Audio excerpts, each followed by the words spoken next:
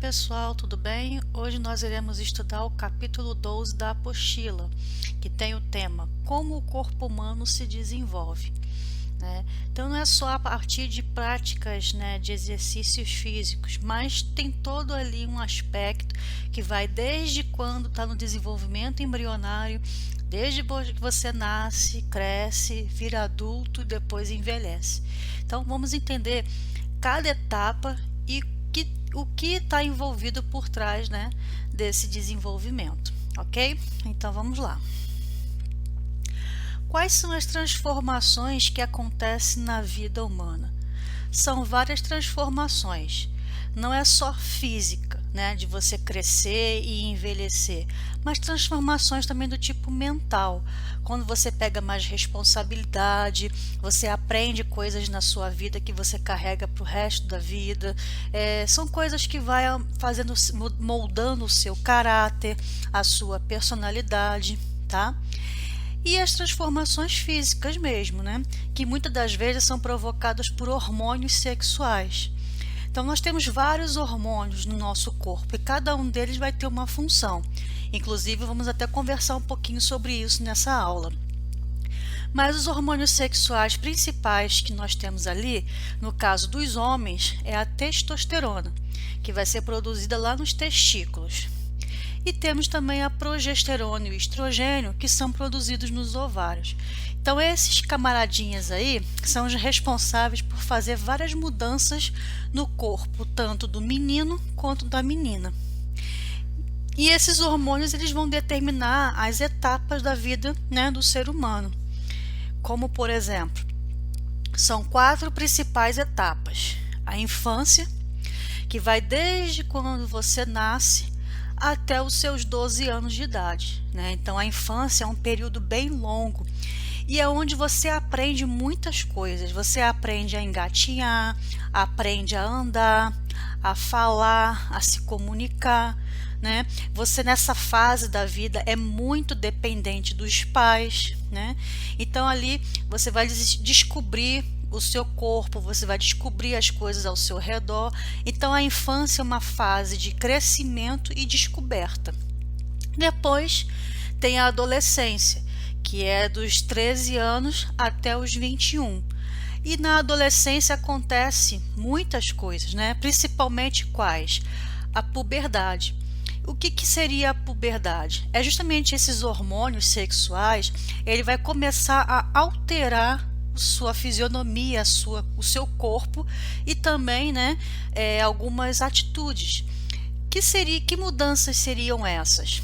Olha essa tabelinha aqui.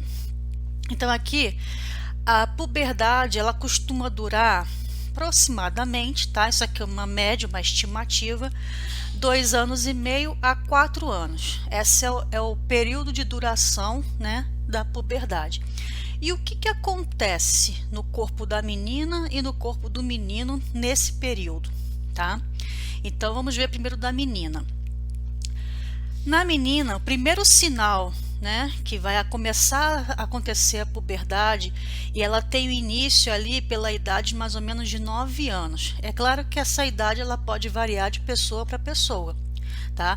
Tem meninas que entram na puberdade com 9, tem outras que é com 12, então vai depender ali, né, de pessoa para pessoa. Mas tirando uma média, ela se inicia basicamente com 9 anos, ok?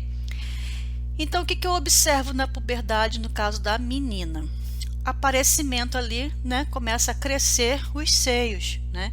Então os seios começam a crescer, que é quando a menina se preocupa, né, em querer usar um sutiã, né, aí uma blusa mais fechadinha e assim por diante. Crescimento também do esqueleto, então você começa a ter ali o crescimento dos seus ossos, né? Você começa principalmente a esticar, né? Crescer o seu tamanho, você vai esticando, né? Essa é a fase que você começa a ganhar altura. O corpo, né, da menina, ela tem a tendência a modificar, aumentando principalmente o quadril, né, que é aquele formato que geralmente se fala, né, formato corpo violão, né, que aí aumenta ali um pouco o quadril. Também vai ter o crescimento de alguns órgãos, né? E a velocidade é muito maior na adolescência do que na infância. Então é quando começa a crescer mãos, pés, alguns órgãos também como o coração, rins, os olhos, os músculos, né? Claro, para acompanhar o crescimento do esqueleto. Se o esqueleto está esticando, alguns órgãos também tem que acompanhar esse crescimento, tá? Também vai ter ali o desenvolvimento das características sexuais, que são principalmente aparecimento de pelos pubianos, né, pelos nas axilas e assim por diante. E também acontece ali a menarca, que é a primeira menstruação, tá? Então todos esses sinais aqui acontecem durante esse período aqui da puberdade para as meninas, com início ali aproximado da idade de 9 anos. E nos meninos, né? A duração também é a mesma, né? Só que vai iniciar um pouquinho mais tarde do que nas meninas. Aproximadamente ali o início é com a idade de 10 anos, mas é claro, essa idade pode variar de pessoa para pessoa, tá? Mas no geral começa com 10 anos. O que a gente observa nos meninos, né? Então os sinais ali: primeiro, aumenta os testículos, tá? Aumenta também o esqueleto, claro, a pessoa vai crescer, precisa esticar os ossos, igual acontece nas meninas. Então o corpo tende a ficar, né, com as formas masculinas, que nesse caso aqui é o formato de triângulo. Como assim? Então o peitoral, que é essa parte aqui, começa a crescer um pouquinho maior do que o restante do corpo, tá? Por isso que fala que é o formato de triângulo, que essa parte aqui dos ombros estica um pouquinho mais. Crescimento também dos órgãos, né? Para acompanhar, é claro, o crescimento do esqueleto. Aí vai crescer ali as mãos, os pés, né? Alguns órgãos também como o coração, os rins, os olhos, os músculos, da mesma forma que acontece nas meninas. Aí também tem o desenvolvimento das características sexuais, que também são os pelos pubianos, os pelos no rosto, né, que começa a aparecer ali o bigodinho, a barba, né, os pelos na axila, tá? Aí também vai começar ali, né, os primeiros sinais são esses, e os últimos são a primeira ejaculação, que é quando o menino já começa a produzir espermatozoide e já começa a ejacular. E também tem o crescimento, né, do pênis. Então essas aqui são as características principais, né, dos meninos na puberdade, que vai a adolescência, né, vai dos 13 aos 21, e nesse iniciozinho aqui começa a puberdade. E depois tem a fase adulta. A fase adulta, tudo aquilo que foi absorvido, né, e aconteceu as mudanças na adolescência, vai ser consolidado na idade adulta, tá? E é aqui que começa também a crescer, né, as responsabilidades, que é quando você começa a trabalhar, que é quando você de repente já começa a criar a família, querer se casar, né? Então vai ter mais responsabilidade, não só de um emprego, mas também de uma família, tá? E depois vem a terceira, né? E como muitos afirmam, a melhor idade, que é após ali os 60 anos. É uma idade que já começa algumas coisas acontecerem que não são tão boas como na juventude, né? Você perde ali um pouco o vigor, começa a aparecer as dores nas articulações, né? Fica ali muito dependente de repente de remédios, né? E assim por diante, tá? Mas é a idade que mais se tem experiência de vida. É claro, olha quanto você já vivenciou e o quanto você já viveu e já passou por várias situações boas e ruins, e com isso você aprendeu muita coisa, né? Por isso que é importante a gente dar ouvidos às pessoas que são mais velhas que a gente, porque eles têm muita experiência de vida, eles sabem do que estão falando, né? Assim como seus pais, seus avós. Então eles têm muita experiência para passar para vocês. Então se eles falarem alguma coisa, fala assim, chatice e tal. Não, é experiência de vida, que quando vocês chegarem lá nessa idade, vocês também vão poder passar ali para os seus filhos, para os seus netos e assim por diante, ok?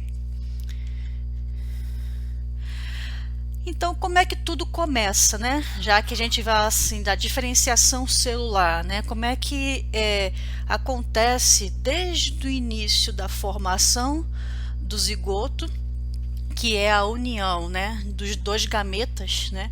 Nós temos ali o gameta feminino, que é o ovócito, e o gameta masculino, que é o espermatozoide. Os dois vão se unir formando ali a fertilização ou fecundação. E com a união dos dois núcleos, né, um núcleo que veio lá do gameta feminino, que isso aqui é uma célula, né, por isso que fala diferenciação celular. Então, o gameta feminino nada mais é do que uma célula. E aqui vai ter, no núcleo dessa célula, vai ter as informações que vêm da onde? Da mãe.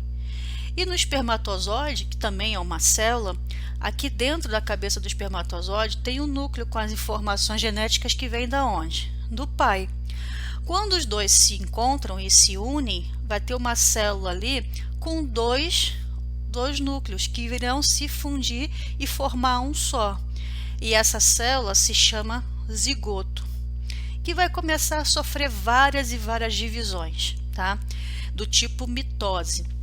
Então vai começar essa célula que era uma se dividir em duas, se dividir em 4, em 8, 16, 32, 64 e assim por diante, tá?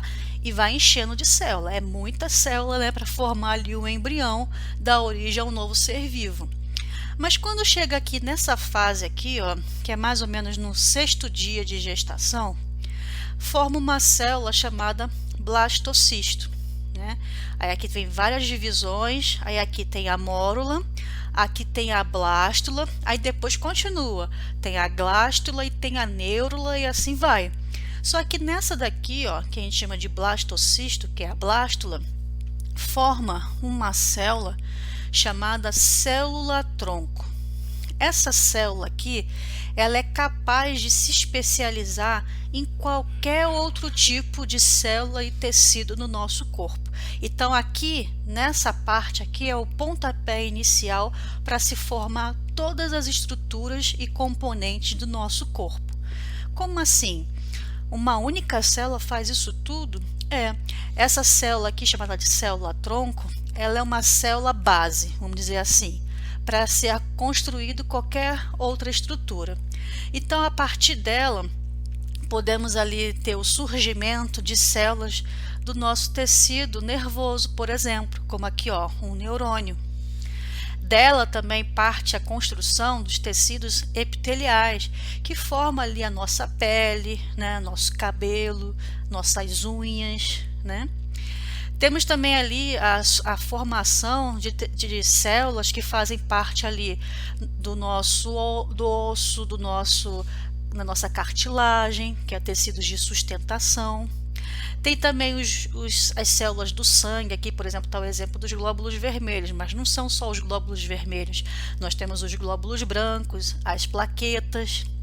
Faz também a formação de células adiposas, né, que são células que guardam gordura, que protegem nosso corpo contra o frio, que ajuda a gerar energia.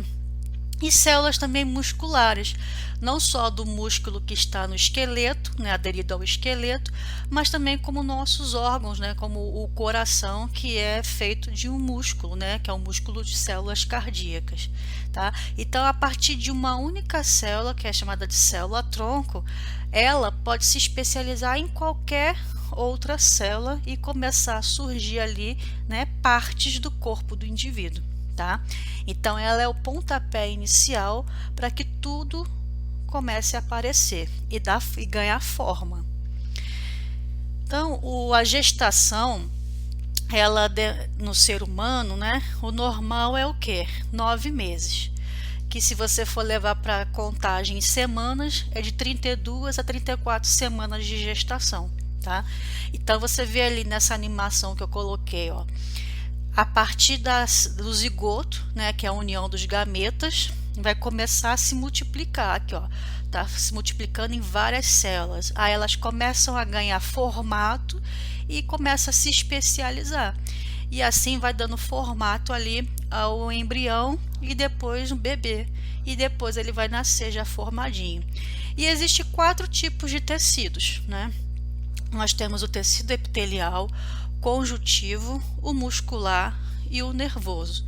Vamos estudar um pouquinho, né, de forma bem resumida, cada um desses aqui, ok? Então vamos começar pelo tecido epitelial. O tecido epitelial, qual é a função dele? Ele promove ali o revestimento do corpo, a proteção, ele é a primeira barreira de proteção contra a invasão de micro-organismos, por exemplo, né?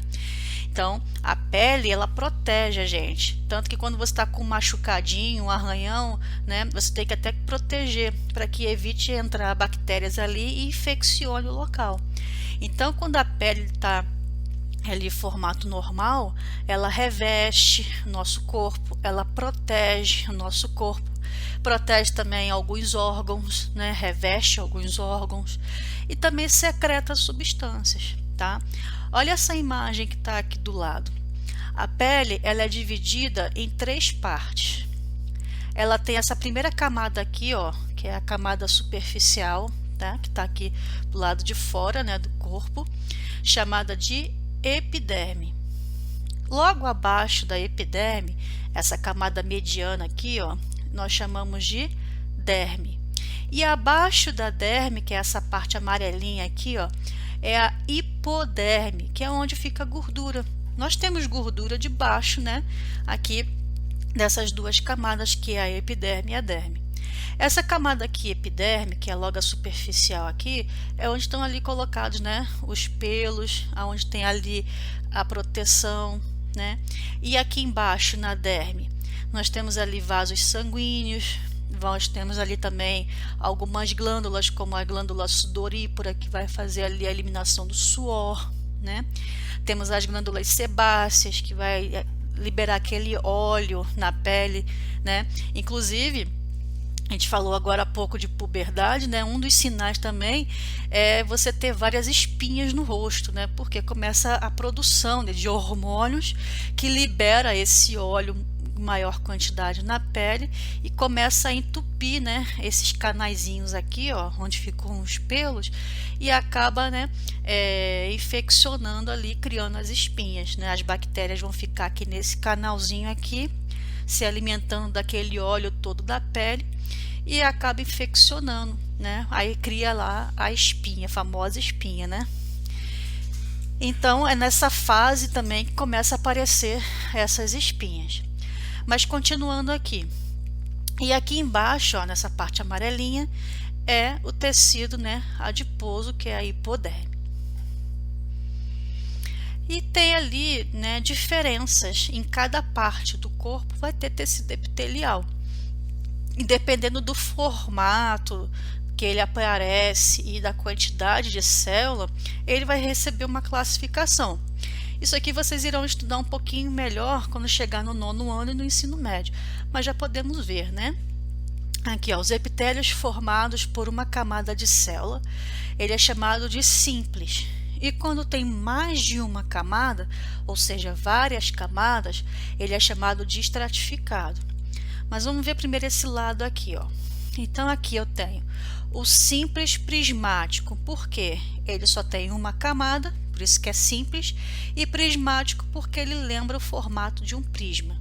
Aonde que eu encontro esse tipo de tecido epitelial? Lá no estômago. Temos também o tecido epitelial do tipo simples cúbico. Simples porque tem uma camada só e cúbico porque ele tem o formato de um cubo.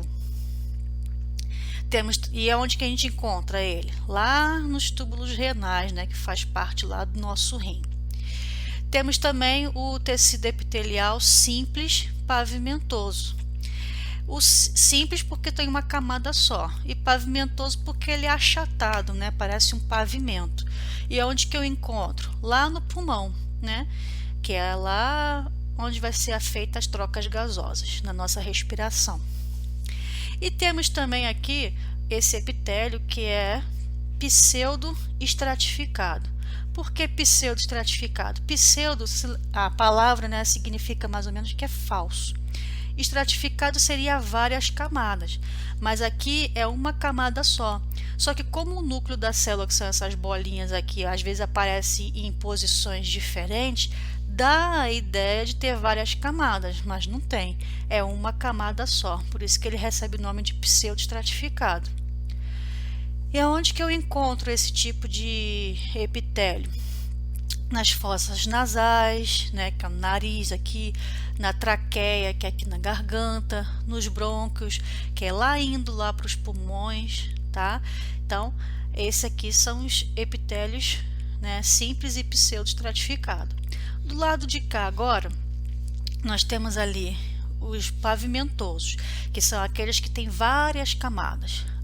Aí tem várias camadas aqui com formato de prisma, então vai ser estratificado prismático, né? Onde que eu encontro isso aqui? Lá na uretra, que é aquele canalzinho por onde sai o xixi.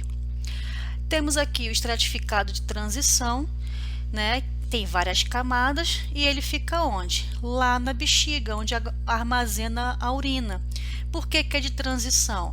Porque ele pode esticar, né, quando a bexiga está cheia e voltar ao normal quando a bexiga está vazia, né? Então, se você estiver ali apertado para fazer xixi, a bexiga vai estar cheia. Então, essas células esticam e seguram ali. Aí depois você vai no banheiro fazer o xixi, ela volta para o lugar, tá? Então, por isso que é de transição. E tem aqui também, né, o epitélio estratificado pavimentoso, que é o da nossa pele, né? Pele da boca, do esôfago, que é esse tubo aqui que leva alimento lá para o estômago, tá? Então vai ser várias camadinhas, né? E do tipo pavimentoso, porque ele é achatadinho, ok? Então isso aqui é só uma pincelada para vocês perceberem que existem vários tipos, né? Não é só a pele, tem vários lugares do corpo. O tecido epitelial. E o tecido epitelial, ele também tem ali junto com ele algumas glândulas, né? Essas glândulas elas vão secretar alguma coisa, ou para fora do corpo, ou para alguma cavidade do corpo, ou para a parte interna caindo na corrente sanguínea. E dependendo de para onde ela vai secretar a substância, que geralmente é hormônio, mas pode ser outras coisas também, ela recebe uma classificação. Por exemplo, se for glândula exócrina, significa que ela está expulsando, né, ou secretando algo para fora do corpo ou para uma cavidade, né? Então as células, ó, começam a crescer, aí forma aqui, ó, uma glândulazinha, e se ela secretar aqui, ó, para fora, né, ela é chamada de exócrina. Exemplo: a glândula mamária, que vai secretar o leite para fora do corpo, a sudorípara, que vai secretar suor, a salivar, que vai secretar a saliva, né? Então é tudo para fora, né? Então por isso que é chamada de exócrina. E temos também a glândula endócrina. Endócrina significa para dentro, tá? Então ali, aqui, ó, nessa foto aqui tem uma foto de uma glândula endócrina. Ela tá aqui dentro do corpo, essa parte amarelinha aqui, tá? E essa parte vermelhinha aqui, ó, tá simbolizando um vaso sanguíneo. Então essa glândula vai secretar para dentro desse vaso sanguíneo. Por isso que é endócrina. Tá secretando para dentro, tá? Exemplo: um hormônio, né? Alguma glândula está secretando ali um hormônio, está caindo na corrente sanguínea e está fazendo ali o seu papel, tá? Então, existe vários hormônios, várias glândulas que fazem isso. Daqui a pouquinho a gente vai ver alguns exemplos desses hormônios. Aí temos também a glândula mista, que ela pode fazer as duas coisas. Ela pode tanto secretar para dentro, cair na corrente sanguínea, como ela também pode secretar para fora do corpo ou para uma cavidade. Aí nós temos ali o exemplo de glândula mista, o pâncreas. Como que ele faz isso? O pâncreas é uma glândula que ela é anexa ao nosso aparelho digestivo. Então o pâncreas ele vai secretar ali o suco pancreático, que junto ali com o estômago, né, ele vai ajudar a digerir, a fazer a digestão dos alimentos. Então ele secreta o suco pancreático que vai ajudar na digestão. Mas ele também secreta hormônios, como por exemplo a insulina e o glucagon. São dois hormônios secretados pelo pâncreas. E qual é a função desses hormônios? Regular a quantidade de açúcar no nosso sangue, né? Então vamos supor que eu comi muito açúcar. Então eu vou estar com uma quantidade de açúcar alta no meu sangue. Isso, se ficar por muito tempo assim, é ruim para mim. Então o que o meu pâncreas vai fazer? Ele vai secretar insulina, que vai cair na corrente sanguínea e vai sequestrar esse açúcar todo e vai guardar lá no fígado, né? Vai guardar em forma de reserva lá no fígado. Então ele transforma a glicose em glicogênio e guarda lá. Aí ele consegue equilibrar ali a quantidade de glicose no meu sangue. Mas vamos supor agora no outro exemplo que eu fiquei por muitas horas sem comer, muitas horas em jejum. Então já estou quase desmaiando de fome. Aí o que o meu pâncreas vai fazer? Ele vai pegar aquela glicose que ele guardou lá no fígado em forma de glicogênio e vai jogar agora na corrente sanguínea para fazer o quê? Para subir ali o açúcar e eu não desmaiar, né? E qual é o hormônio que faz isso? É o glucagon. Então o pâncreas fabrica o glucagon, que vai sequestrar esse açúcar que estava guardadinho lá no fígado, joga na corrente sanguínea e aí eleva o açúcar no sangue e eu, né, me sinto um pouquinho melhor até eu ir comer alguma coisa, tá?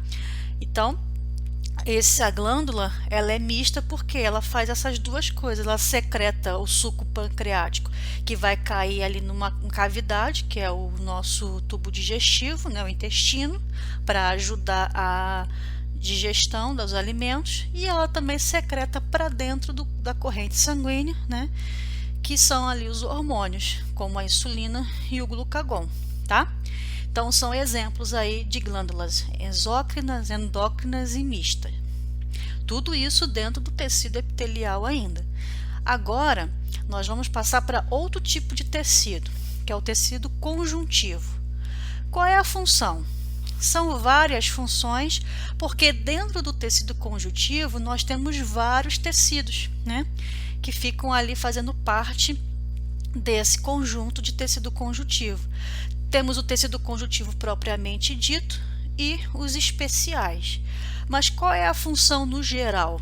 Sustentação, tá? Porque nós temos ali o tecido ósseo, cartilaginoso e eles vão dar a sustentação do nosso corpo, né? O ósseo e o cartilaginoso.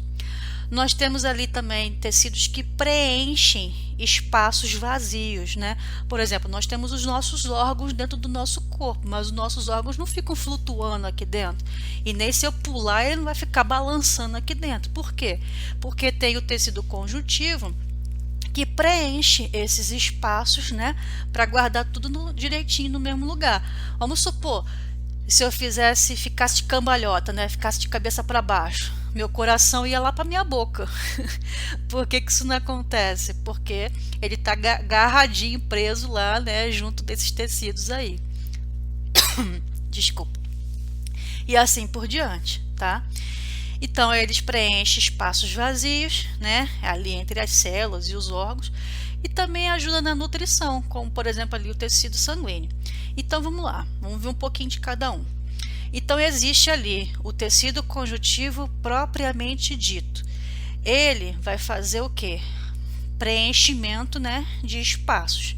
Nós temos ali fibras de colágeno, de elastina, né? Por que a minha pele, eu faço assim, ó, ela não se rasga? Porque além das células estarem juntinhas, aderidas uma na outra, eu tenho ali, né, essas fibras de colágeno, de fibras elásticas que fazem ela ter ali uma certa resistência, tá? E conforme a gente vai ficando velho, vai perdendo esse colágeno e começa a aparecer o que na nossa pele? As famosas rugas, né? Então você começa a aparecer umas ruguinhas aqui no canto do olho, daqui a pouco, né, em outros lugares aí tá tudo enrugadinho. Então é porque conforme você vai ficando velho, você vai perdendo esse colágeno, né, e a pele vai ficando, né, com essa flacidez e enrugada. Outro tecido conjuntivo, agora da parte dos tecidos conjuntivos especiais, nós temos ali o tecido adiposo, que ele é responsável por guardar gordura nas células adiposas. E qual é a função? Proteger a gente do frio, né? Por exemplo, animais que vivem em lugares muito gelados, como é que eles conseguem sobreviver, né? Nessa temperatura tão baixa e não congela? Porque debaixo, né, lá na hipoderme, debaixo da pele, que é a parte da hipoderme, vai estar ali com uma camada de gordura muito espessa, muito grande. E isso vai ajudar a fazer o quê? A proteger ele do frio, tá? Também serve para proteger órgãos internos contra choques mecânicos, né? Uma pancada ali, por exemplo, tá? E assim por diante. E também a fonte de energia, tá? A gordura dá energia para o corpo. Temos também ali outro tecido conjuntivo especial, que é o tecido sanguíneo, né? Também conhecido como hematopoético. Nós temos ali 3 grupos de células, né? Na verdade, 2 grupos de célula e uma que é fragmento de célula, que é a plaqueta. A plaqueta não é uma célula, é um fragmento de célula, tá? E a plaqueta ela faz o quê? A coagulação do sangue. Se eu me cortar, não vou ficar sangrando. Ela vai fazer o quê? Vai estancar aquele sangue ali. E agora sim, temos 2 grupos de células, né? Que nós temos ali os glóbulos vermelhos, que são as hemácias, que elas fazem a oxigenação das células e dos tecidos e nutrição também. E nós temos as células de defesa, que são os glóbulos brancos ou leucócitos. E tem vários tipos de leucócitos e todos eles vão defender o seu corpo contra ataque de micro-organismos invasores e outras respostas imunológicas também. Nós temos ali também o tecido ósseo e o tecido cartilaginoso, que vai dar a sustentação do corpo, né? Junto também com os músculos, que é um outro tipo de tecido. O tecido ósseo ele é mais duro, né? Mais rígido, porque tem mais sais minerais ali presos, né? A ele. E é onde nascem as nossas células sanguíneas, né? Dentro do tecido ósseo. E temos o tecido cartilaginoso, que também dá sustentação, firmeza, mas ele é mais flexível. Onde que nós encontramos tecido cartilaginoso? Entre os ossos, aqui ó, na ponta do nariz, por isso que eu consigo movimentar, né? Ele é flexível, e na nossa orelha, tá? Então é feito de cartilagem. Então esses aí são os tecidos do tipo conjuntivo. E tem também o tecido muscular, que são basicamente 3. Nós temos o tecido muscular estriado, esquelético. Estriado porque ele tem várias estriazinhas aqui, né, formando esse tecido. E esquelético porque ele fica preso aonde? Aos nossos ossos, aos nossos tendões, né, para dar sustentação e movimento ao nosso corpo. Né? Tem 2 proteínas aí, que é chamada de actina e miosina, que junto ali com essas células do tecido muscular, ajuda a gente a contrair e relaxar o músculo, e com isso fazer o movimento, né?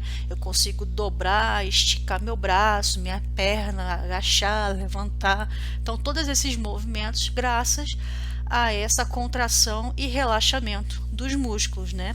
E como eles ficam aderidos ao esqueleto, então é tudo um conjunto só, para fazer o movimento do corpo e a sustentação. Nós temos também ali o tecido muscular estriado cardíaco, que é o coração. O coração é músculo, né? E ele tem que ser um músculo bem forte para conseguir ali bombear todo o nosso sangue. Então ele faz um esforço muito grande para bombear o sangue no corpo todo. Então ele tem que ser o quê? Músculo, né? Tem que ser bem forte. E temos ali o tecido muscular não estriado, que não tem estrias, né? E ele fica onde? No nosso intestino. É ele que faz aquele movimento, né, que nós chamamos de movimento peristáltico, para empurrar o alimento. Então você engole, o alimento já começa a ser feito movimentos peristálticos na garganta, passa ali pelo seu esôfago, aí chega lá no estômago, que também faz movimento peristáltico, empurra para o seu intestino delgado, depois para o intestino grosso, né? E nesse processo vai sendo absorvido ali os nutrientes daquilo que você comeu. E o que não for absorvido, aquilo que não serve para o organismo, vai ser expulso na forma de fezes. E também por movimentos peristálticos, o seu intestino vai fazer aquela movimentação e expulsar o bolo fecal, tá? Então, esses músculos, eles podem ter ali, né, contrações do tipo voluntária e involuntária, né? A involuntária é aquela que é sem você mandar. Eu não mando meu coração bater. Ele bate sozinho, né? Ele tem estímulos elétricos ali que vai fazer ele bater. Então essa contração é do tipo o quê? Involuntária. Agora eu mando meu braço levantar, baixar, então já eu que estou mandando, então é do tipo o quê? Voluntária. Mandando como? A partir de impulsos nervosos que parte lá do meu cérebro, ok? Aí aqui do lado tem uma outra figura, né? Mostrando ali todos os músculos. Nós temos no total 656 músculos no nosso corpo todo, tá? É muita coisa, né? E temos 206 ossos, tá? Então ali é muito músculo, né? Para movimentar cada partezinha do seu corpo. E como eu falei, né? Quem é o comando, né, de tudo? É o tecido nervoso, tá? Existe dois tipos de tecido nervoso, né? Temos ali o sistema nervoso central, que é aqui o cérebro mesmo, tá? E nós temos o sistema nervoso periférico, que parte ali, começa aqui, ó, no cérebro e começa a se espalhar, ó, por todo o corpo. Então aqui nessa figura, ó, o que está em vermelhinho é o cérebro, né? Então o sistema nervoso central. E o que está aqui de amarelo, ó, representando aqui o sistema nervoso periférico, que vai espalhando ali, né, nervos e neurônios por todo o corpo. Não tem só neurônio no cérebro, não, tem neurônio por todo lugar. E o que é um neurônio? É essa célula que está aqui do lado, tá? O neurônio, ele tem essa parte aqui, ó, que é o corpo do neurônio, onde fica o núcleo dessa célula com as informações genéticas do indivíduo. Aí aqui na pontinha, ó, nós temos os dendritos, que são essas ramificaçõezinhas aqui.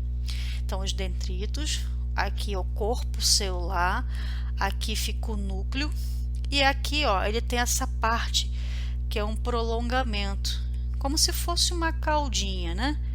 Mas essa aqui se chama o quê? De axônio. E lá na ponta vai ter ali outras terminações, que é a terminação do axônio, que vai se ligar com o corpo de outro neurônio. Então aqui é um neurônio, aqui é outro, e assim vai. E o impulso nervoso, o impulso elétrico, vai passando de um neurônio para outro e vai se espalhando, né? Então vamos supor que eu prendi meu dedo e doeu. Como é que eu sei que tá doendo porque prendi meu dedo? Porque os neurônios que estavam aqui vão captar aquela pressão, vai levar lá para o meu cérebro vai reconhecer essa informação, vai devolver, aí eu vou sentir a dor. É claro que isso acontece assim, né? Muito, muito rápido, milésimos de segundo. Mas falando assim, né, parece até que demora, mas é bem rápido a resposta. Então, é o neurônio que vai transmitir ali, né, os impulsos nervosos, as informações por todo o nosso corpo. E aqui também, ó, no axônio, nós temos essas capinhas aqui, ó, que são chamadas, né, de bainha de mielina, que ela é feita de lipídio, que facilita esse impulso nervoso a passar aqui com mais rapidez, com mais velocidade, tá? E assim acontece a sinapse, que é o impulso nervoso passando de um neurônio para outro e levando essas informações, ok? E existe também os hormônios, né? Os hormônios, ele desenvolve o nosso corpo. tem hormônios que vamos encontrar, né, tanto no corpo das mulheres como no corpo dos homens, e tem hormônios específicos para as mulheres e específicos para os homens, tá? Aqui representando o cérebro, nós temos ali o hipotálamo, que fica aqui, ó, essa partezinha que está aqui em verde, né? Nós temos ali a glândula pituitária, também conhecida como hipófise, que fica logo abaixo aqui do hipotálamo. E essas glândulas, é claro, que secretam hormônios, e eu já vou falar deles já, tá? Aguarda aí um pouquinho. Temos também a glândula pineal, que ela fica mais ou menos aqui assim, só que um pouquinho mais para aqui para o meio, né, da cabeça, que é aquela que te dá a noção de claro e escuro, né, quando faz você dormir. Se está escuro, então vou ficar com sono e vou dormir, né? Então essa glândula ela faz esse processo aí para você adormecer. Aí aqui é a hipófise, que eu já vou falar dos hormônios que ela secreta. Tem o hipotálamo, que também ele ajuda na fazer a regulação de temperatura corporal do nosso, né, temperatura corporal, que é basicamente 36,5 e 37, que é a temperatura normal do corpo. Tanto que tem esses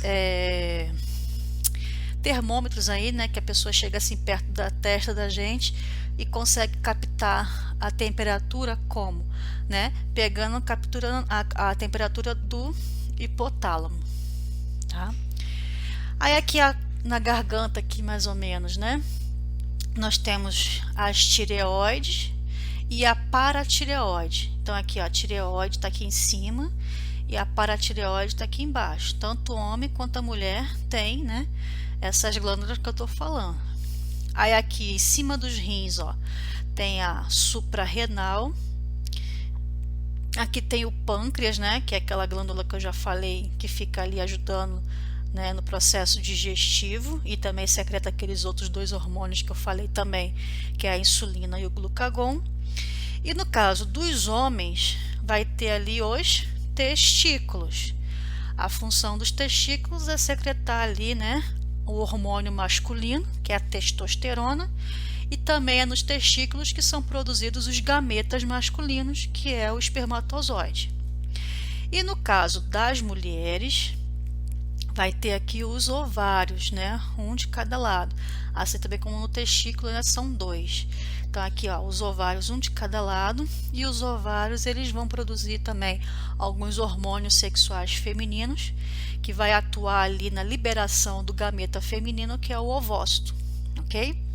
Então, nós temos aí essas glândulas que regem muita coisa dentro do nosso corpo, tá? Aí aqui falando um pouquinho mais sobre a hipófise, que ela também é conhecida como glândula pituitária, tá? É a mesma coisa que hipófise. Ela é dividida em duas partes e ela fica logo embaixo aqui do hipotálamo. Ela tem essa parte aqui que é chamada de adenohipófise ou hipófise anterior, e essa outra parte aqui que é a neurohipófise ou hipófise posterior. E elas secretam alguns hormônios. Por exemplo, a adenohipófise, ela secreta ali o hormônio do crescimento, que é o GH. Já a neurohipófise vai secretar ali a ocitocina, por exemplo, né? Então vamos ver alguns hormônios e qual é a ação deles no nosso corpo. Então vamos lá, vou começar aqui pelo GH, que é produzido pela hipófise anterior. O GH é o hormônio do crescimento. Se a pessoa tem falta desse hormônio ou secreta ele em pouca quantidade, a pessoa vai ficar baixinha, ela não vai crescer, que é o famoso nanismo. Agora, se essa glândula secreta hormônio demais, a pessoa vai ficar grande, vai ficar o quê? Gigante, né? Que vai provocar ali o gigantismo. E esse hormônio também, ele pode secretar em algumas partes do corpo, se acumular e fazer crescer só algumas partes do corpo, que é chamado de acromegalia. Pode crescer muito só os pés, ou só as mãos, ou só a mandíbula. tá? Então ele pode se destacar e crescer só algumas partes do corpo e não o corpo inteiro no total. Então esse aqui é o hormônio GH, hormônio do crescimento. O outro hormônio é o FSH, que nas mulheres faz o amadurecimento dos ovócitos, que é o gameta feminino. E no caso dos homens, ajuda a produzir os espermatozoides, né, junto com a testosterona, que é um outro hormônio responsável, né, para a fabricação dos espermatozoides também, tá? Tem o LH, aliás, deixa eu falar o que significa, né, o FSH. É hormônio folículo estimulante. E o LH é o hormônio luteinizante, tá? Que nas mulheres vai estimular, né, ali a liberação do ovócito, e nos homens vai estimular os testículos a produzir a testosterona, que é o hormônio masculino. Temos também a prolactina, que vai estimular a produção do leite nas glândulas mamárias quando a mulher estiver grávida, né? Então ela engravidou, além de começar ali a crescer o nenenzinho dentro da barriga, a prolactina vai começar a ser secretada para fazer o quê? Estimular essas glândulas mamárias a crescer e produzir leite. E tem a ocitocina, que ela serve para duas coisas.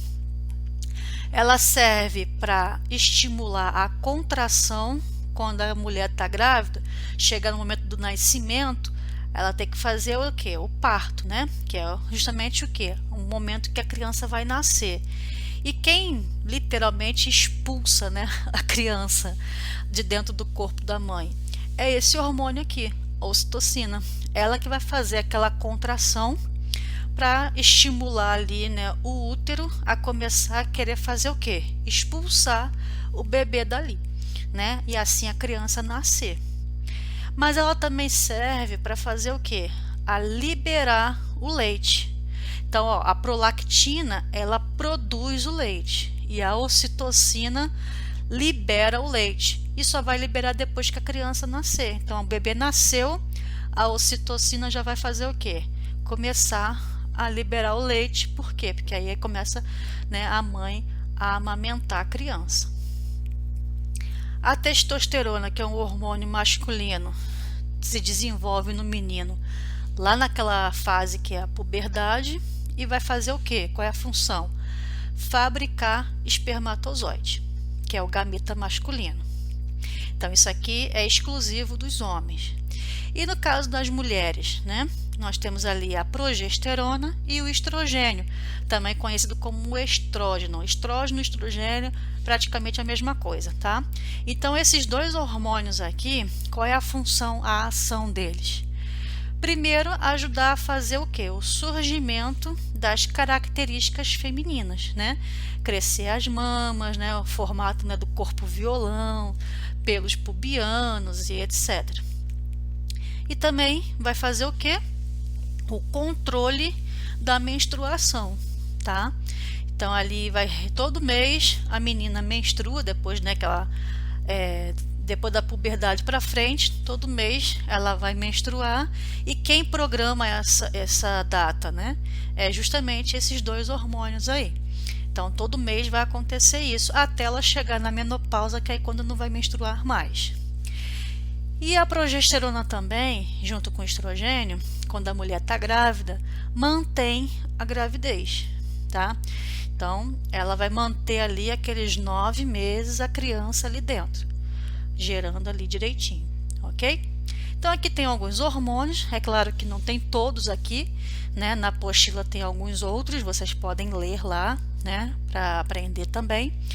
E aqui são só os principais, existe muito mais hormônio do que isso. Mas isso a gente vai estudar mais quando chegar lá no ensino médio. E aqui está a ação, né, principal desses que a gente falou hoje, ok? Então é isso aí, pessoal. Espero que vocês tenham gostado da aula. Se ficou alguma dúvida, não tenham vergonha de perguntar, tá? Podem ficar à vontade em perguntar, manda mensagem que eu ajudo vocês, ok? E até o próximo assunto. Tchau, tchau.